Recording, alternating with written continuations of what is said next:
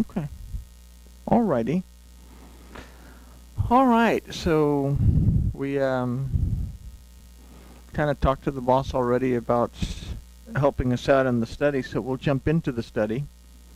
Um, there's been a pattern going on over the last several studies of this 9th chapter of Hosea, and it's a pattern to Israel that's basically there's three choices we could say are involved. First is the recognition of purpose that we saw in that verse 10, that basically Hosea said, look, you guys are special. You were picked for this. You were chosen to be a treasure to take this to the world, but you're choosing not to do it. So for us, the concept of is the recognition of purpose. And then under that we have A, which gives us a choice, that we can accept the purpose or we can reject the purpose. And in the case of Israel, they rejected the purpose. Yehuda kind of sort of on and off halfway accepted the purpose, which maybe is kind of where things still stand today, because we're going to see helical time really do its thing in tonight's lesson. The second part is the choices that we make either yield reward or consequence. And again, in the case of Israel, we saw some of the consequences that started to manifest themselves in the last study. And then in tonight's look at it is we're going to see the consequence of poor choice. And either I ran out of room or I ran out of ink, but that consequence of poor choice, and I was too lazy to look for another one, the consequence of poor choice that leads to separation. And in the world to come, we either have outside the gate or inside the gate. And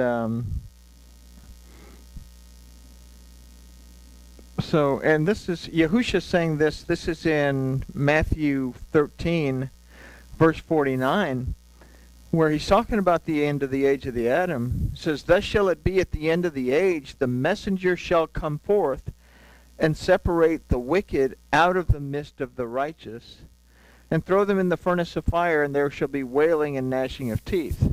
So we find that at the end of the age, there is that separation, that wickedness is separated from I guess, Torah observance, or people who've chosen to work on that relationship and people who haven't chosen to work on that relationship. And in considering that, a continuing theme all the way through to the very last chapter of Revelation is the separation of, it starts out with the separation of the thorns and the thistles from the fruit, where Adam's told that you're going to work the ground and it's going to yield for you thorns and thistles, and you're going to have to get your food out of amongst that, to the idea that we got it at Sinai, that the Torah was given at a place that means thorns and thistles. And then we see a kind of an evolution of that thought, if I can say the word evolution, that it turns into more of a, instead of a separation of the fruit from the thorns and thistles, it becomes the separation of the grain from the chaff in the threshing floor. So we see this concept of the threshing floor all the way through the Torah. It starts out as thorns and thistles, turns into the threshing floor. Then here, Yahusha has just talked about the separation of the wicked from the righteous, and we have this concept of this tribulation that, we have all this, I'll just say it, this nonsensical teaching about the church is going to be raptured, but would Elohim take something that is still in a state of denial and refuses to basically Shema, perceive, discern, understand, obey, and apply the word of Yahuwah, and Shamar, just to treasure, guard, protect, and observe that word. So we have this idea of tribulation that is also a representation of that threshing floor. That, we lift up the grain and throw it in the air, and the wind blows the chaff away. But in the tribulation, this word zar in Hebrew or thalipsis in Greek is the same thing. That olive is taken and it's crushed until what's valuable comes out, the olive oil comes out, and then the rest of it is discarded.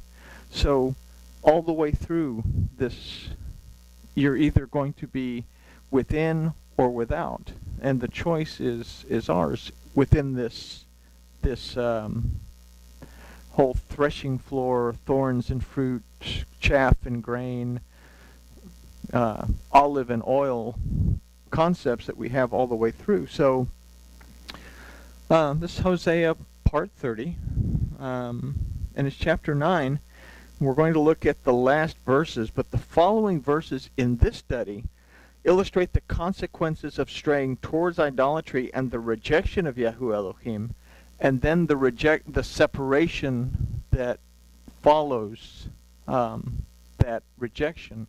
So we've had in the last 3 or 4 studies this process of rejection and this process of giving choices and the opportunity for teshuvah, but in the case of Israel, it's not made. So we start with verse 14. It says, "Give them, Yahuwah, whatsoever you will give. Give them a miscarrying womb and dry breasts." So we have to kind of wager, does the English give us the full story, or are we missing some parts within this that we don't pick up from in the Hebrew? So we could say this is Hosea requesting that Yahuwah judge Yisrael. That's going to be a very important topic in just a second. But we begin with the word give, which in this case is ten, that aside from give means to permit. So this would show the phrase to say, permit Yahuwah whatsoever you will permit. Now a word that doesn't show up in the English translation is ma, that means how long. And if we put that in there, it adds to this phrase to make it a question. How long, Yahuwah, will you permit whatever you permit? How long will you permit whatever you permit? We know that we have the age of the Adam, which is contained within those 6 olives in Bereshit. So this now illustrates that Yahuwah allows Yisrael to stray. It is their choice and not his. Yahuwah will not interfere and will allow transgression and even sin to continue until it is recognized and teshuvah is made. So if we consider that and we go back up to this concept that Hosea is requesting of Yahuwah that he judge Yisrael, it's not so much a request, but Hosea, deliverance, demands, so to speak, demands that Yahuwah judges whether one has established that Elohim prevails in their lives or whether one is wrestling against Elohim. And those are the 2 choices. But the Torah demands that judgment be made. It doesn't allow for, that's okay, we're just going to let that slide under the table kind of thing. And this is what Hosea, I think, is trying to get to, is you have a specific set of instructions. You have to pay attention to that specific set of instructions. You can't just make up your own stuff as you go. So the result of the wrong choice is found in the phrase, "Give them a miscarrying womb and dry breasts." So we again see the word 10 that again illustrates that just as Yahuwah permits us to make poor choices and reject him and his authority, he also permits the consequences to occur for those poor choices. And that's an important concept, because we say, well, I'm going to do it this way because this is the way we've always done it. And I've discovered that the way that we've always done it goes contrary to the Torah. It is still, now I have a recognition that is contrary to the Torah, but I'm not changing. I'm not making teshuvah and getting back on track where I belong. So the consequences are set in place that once I come to a knowledge that I am actually involved in something that goes contrary to the Torah, Yahuwah has no choice but to bring the consequences for that. We said that, you know, there's a sacrifice given for an unintentional murder. So we say for an unintentional sin, there is a sacrifice made, and we can say that part of that was Yahuwah or Yahusha that allowed for that part. But once we recognize that, well, I shouldn't be doing that because it goes contrary to the Torah, it's not in agreement with the Torah, and that's a very important concept, that it's not in agreement with the Torah, then I have the responsibility to make teshuvah. But it's a choice as to whether I will or I won't. So, everybody with me so far? Okay. So, again, 10. He permits the consequences to occur for those poor choices because he has no choice. The consequences are a miscarrying womb and dry breasts. The word for womb is rechem, that comes from the root racham, that means to love deeply and to show compassion and mercy.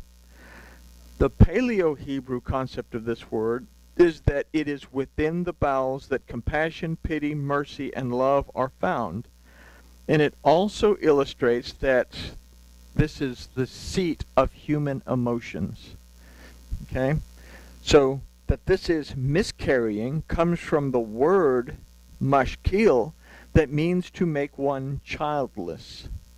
But it also means to lose, to deprive, to destroy, and to expect to lose. So what we can consider from a miscarrying womb is the loss of compassion, mercy, pity, and love that's due to a deprivation that's caused by human mental faculties. We have the Torah. It's been given to us. Very simple commandments. There's 10 of them that we have to really, really pay attention to. It's not that difficult to avoid the pulled pork sandwich or the BLT. And, you know, we really don't put a lot of thought into, oh no, I'm wearing a mohair jacket with a linen shirt, but we have 10 commandments specifically that we really, really need to pay attention to. Moses said, this isn't too hard for you to do. But our human mental faculties get in the way, and we start developing dogma and doctrine and tradition, and this stuff starts to slowly move away from what Elohim intended. And an example that we talked about last time was the Maccabees, that whole Maccabean deal that happened there, that the scribes that became the Pharisees that would become the rabbis started to develop the halacha to protect the Jewish people from going into this Hellenization or anything else again. But after a period of time, halacha replaced the Torah. And it's the same thing, that the message of Yahusha and what the apostles taught over a period of time was lost amongst the enormous amounts of interpretations, or whatever you want to call it, dogma that came about from the church fathers, and that they were at each other's throats arguing about whose dogma was better, and in a sense totally misrepresenting the word itself, because they translated it out of the language it was supposed to be in into something else. So this concept is that something is lost because of this act. We'll come back to that. The word for breasts is vashadayim, that comes from the root shud, that means to ruin, to destroy, to spoil, and to devastate. How they got that for breasts, I don't know. But this word, well, I think it means the swelling up of something. But this word also refers to one's, there we go, swelling up with pride and insolence. And the word for dry is somekim, that means to dry up or to shrivel, as in wasting away. But we get a better concept of this from the Paleo-Hebrew interpretation, that when something loses its moisture content, it shrivels up and becomes dry. You take a grape, you put it in the sun, well, all the juice, the water that's within it, evaporates out of it, and you end up with a raisin, which is a wonderful thing, because then you have raisin bran. But the Paleo-Hebrew idea kind of gives us an idea that we can formulate, that when something loses its moisture contents, when there's an absence of water, for example, when there's an absence of the word of Yahuwah, there's a drying up of the spirit and the soul. And here is a problem that Israel, the house of Israel, is starting to face, is that they are becoming spiritually dry. They've separated themselves. They've made the choice to worship in a way that is inconsistent and out of agreement with the Torah of Yahuwah. And as a result, the mental faculties say, I'm worshiping the way I want to worship. I can't really say that I believe that Seh HaElohim exists. I'm not going to keep that Torah stuff because that's what the Yehudim are doing. I'm going to do it my way. So now they're having this spiritual, basically a spiritual drying up. So from dry breasts, we can consider the concept of when the word of Yahuwah has departed, the water is removed, ruin, destruction, spoil, and devastation become the consequence of prideful insolence. The house of Israel is very proud. And, well, anyway, for the house of Israel, this would become a reality, both physically and spiritually. They allowed themselves already to become spiritually separated from Yahuwah Elohim. But within a short period of time, they would be physically removed from the promised land that Elohim had allotted for them to have. They were removed physically from the land of Yahuwah Elohim as well, taken into captivity, and as a result, we have 10 lost tribes of Israel. They were basically, they totally shriveled up into nothing. Okay? But this concept has repeated itself throughout history, all the way into our present times. So we do have, in both camps, in Judaism and Christianity, dogma, tradition that has strayed from the Torah, and that it is held as the rule as opposed to something that was meant as a commentary. So let's consider verse 15. All their wickedness is in Gilgal, for there I hated them. Because of the wickedness of their doings will I drive them out of my house. I will love them no more. All their princes are rebellious. So, right there, we have this thing, I will drive them out of my house. So this kind of gives us an idea that something, because of this, is going to cause a separation, a removal of something. The end of the age, the messenger shall come forth and separate the wicked out of the midst of the righteous, is the way that Yahusha put it. He also put it this way, the road to life is narrow, and very few are they that find it. And he said that there's a super highway that leads to destruction, and it's packed. So it's like Los Angeles, Houston traffic, you know. So let's begin with the phrase, all their wickedness is in Gilgal, for there I hated them. And the word for all is kol, that is backwards. It should be the kaf first and then the lamed, because we go right to left. That means totally and completely. And the root of this word is kalal, that means to be complete. The word for wickedness here is ra'atam, that aside from wickedness means to not be in agreement with, to be displeasing, and to be worse or worse than. And that leads us to consider something that Yahushua had to say in Matthew, where he's explaining the need to hold on to the Torah the way it is. He explains that until heaven and earth pass away, not the yod or the cuts of a yod will be changed in the worship, not the smallest letter, the smallest mark on that letter. And then, I guess, when it got translated into Greek, it managed to dumb it down a little bit, so we have our best King Jimmy that says, anyone who teaches that the Torah has been changed or dismissed or whatever will be called least from the kingdom of Elohim, or from the kingdom of heaven. But within the Aramaic and the Hebrew, it takes us back to this concept of worse, that they will be called the worst from the kingdom of the heavens. So the worst possible thing you can do, what Yahushua is trying to say, the worst possible thing that you can do is say that the Torah is invalid, or to teach that it has changed, or that it's only in dispensations, that this no longer applies. So the worst thing that we can do. So let's consider Gilgal before we formulate an idea. Gilgal means a rolling wheel. So right there, maybe some bells should start going off that, okay, we have this wheel that's turning. So it always ends up in the same place. It's several places throughout, right? It's a place where, it was also a place where illicit worship took place.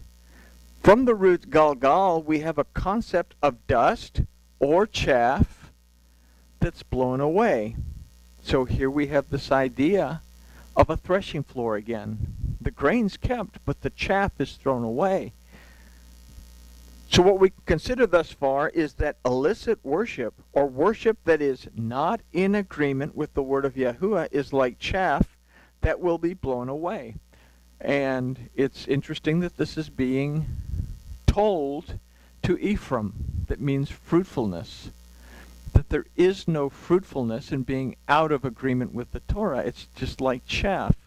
Yahushua brings it up that we shall throw them, the wicked, into the furnace of fire, where there will be weeping and gnashing of teeth. But he's compared the wicked to chaff time and time again. That chaff is thrown into the fire. The chaff doesn't keep burning. If you throw dry grass into a fire, poof, it burns up and it's gone. So it is a ceasing of existence. So again, illicit worship, or worship that is not in agreement with the word of Yahuwah, is like chaff that is blown away. This type of worship is the worst thing that can be done. And Hosea, that means deliverance, is pointing out to the house of Israel that it is what they have done and are doing. So if we consider the spinning of the wheel and the helical time that the Torah illustrates, we can consider that this same type of worship has continued throughout history right up to present times. So we are constantly in search for the truth when we open our eyes and realize, hey, that doesn't make sense, because I've actually taken the time to read through the Torah, and I've taken the time to read through the prophets, and I have a little bit better understanding now of what Yahushua's talking about, and I have a little bit better understanding of what Paul's talking about, and what the apostles are talking about, and what I've been taught doesn't line up with any of this. And it has, if it's emet, it has to line up from the beginning through the middle and all the way to the end. If it's not, it's simply not truth. So, but this helical time brings the same thing over and over and over. And it is in this that Yahuwah says, "For there I hated them." And maybe the word hate is a little bit strong, so let's consider it a little bit further. The word used for is key. That means truthfully and assuredly. So in these we can consider that this type of worship or behavior is something that is truthfully and without any falsehood hated by Yahuwah. But again, maybe the word hated is a little bit too strong. So the word for hated is senatim, that also refers to becoming an enemy.